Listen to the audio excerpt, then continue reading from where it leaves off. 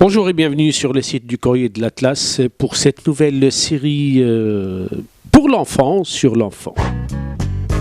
Face au drame, un enfant ne peut qu'être à temps.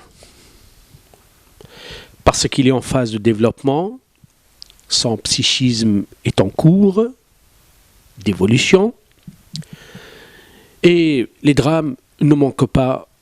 Et en dernier, bien sûr, nous sommes au cœur des événements. La France déclare la guerre.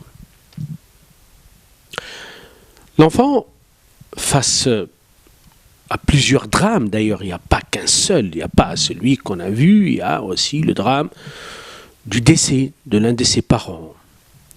Il y a le drame d'un accident, le drame en fait d'une séparation, d'un divorce. Tout cela est appelé pour un enfant un drame. C'est quelque chose qu'il ne peut pas supporter facilement. Vu d'abord ses capacités faibles à supporter l'insupportable. Et vu aussi que l'enfant, il cherche tout ce qui est sécurité. Et lorsqu'il ne le trouve pas, ben là, on peut s'attendre à des symptômes, ce qu'on appelle les post-traumatismes. Tout enfant est, disons, disposé, mais tout enfant est aussi exposé au drame de la vie. Je crois qu'il est important aussi de se poser la bonne question. Comment nous, les adultes, devrions-nous nous comporter avec nos enfants face au drame? Comment réagir au drame? Comment répondre? Comment faire? Mais je crois que la meilleure des solutions, c'est la prévention. Puisque nous-mêmes, les adultes, lorsqu'il y a un drame, on ne sait pas comment gérer, on ne sait pas comment faire. Et l'enfant, souvent, il est exclu complètement. On l'a vu pendant le décès, on l'a vu lorsqu'il y a un accident. Comment nous, les adultes, on essaie de l'écarter, soi-disant le protéger. On ne veut pas qu'il voie, on ne veut pas qu'il assiste, on ne veut pas qu'il parle.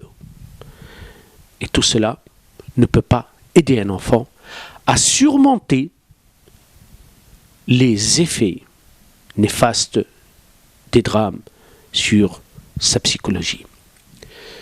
4 éléments importants qu'on va essayer de développer pendant ces 4 chroniques. Premièrement, c'est considérer l'enfant. Et oui, effectivement, il faut le considérer, il ne faut pas le négliger. Il fait partie, non pas des meubles, mais des personnes, des sujets. Deuxième point, écouter l'enfant. Et oui, c'est important d'écouter l'enfant. Troisièmement, parler vrai et juste avec l'enfant, ne jamais mentir. Et quatrièmement, c'est lui donner l'exemple de nous, les adultes, face à un drame. Je crois que c'est important que nous, les adultes, nous connaissions comment un enfant fonctionne face à un drame. C'est ce que nous allons voir. Et le premier point, plus important pour moi, c'est la considération. C'est considérer qu'un enfant, pendant un drame et après un drame, c'est une personne à part entière. Merci et à la prochaine fois.